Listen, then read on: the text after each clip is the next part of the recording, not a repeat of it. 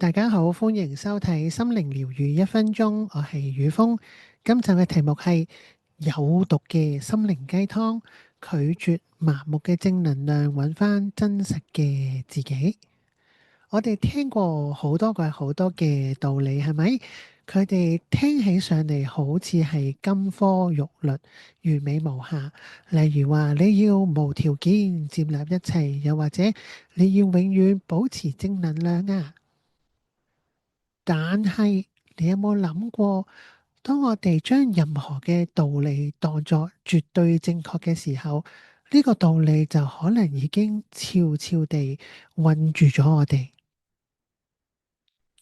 比如話最經典嘅無條件接納一切，咁呢句說話都係喺我喺瀕死經驗入邊當中一個最大嘅感受。但係喺當時嗰個 moment 呢，一個 all-knowing 嘅狀態係明白嘅，係充滿咗愛同埋慈悲。但係當我哋翻返去一個活喺一個真實而又係相對嘅世界入邊，唔通當對方攞住把刀捅向你嘅時候，你仍然去靠近佢咩？呢個接納嘅行為，有冇問題呢？定係先保護自己、照顧自己嘅安全更加重要呢？喺呢個時候，如果你仍然呢死死攬住嗰句絕對正確嘅道理，結果會係點呢？就係適得其反。呢一個唔係成長，而係自我傷害。問題唔在於去接納呢個道理係錯，即係我哋唔係話要分對錯。問題係在於我哋忘記咗自己係活喺一個相對嘅世界，而唔係一個絕對嘅天堂。任何嘅道理都係一種工具，並唔係終極嘅答案。佢嘅出現係為咗服務你嘅生活，讓你活得更加自在，而唔係想讓你成為佢嘅奴隸。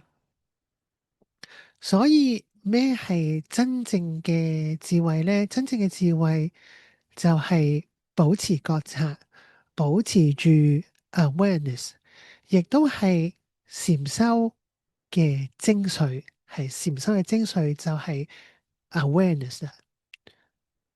喺當你聽到任何道理，包括我而家講嘅呢啲說話嘅時候，都可以喺心入邊問自己一句：呢個道理喺此時此地此情此景下，適唔適合我呢？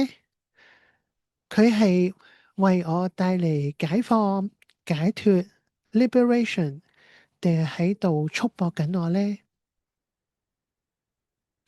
呢一份嘅覺察，呢一份嘅 awareness，喺呢個世界相對嘅世界入邊，能夠好靈活運用嘅能力，就係最重要嘅一個世間智慧。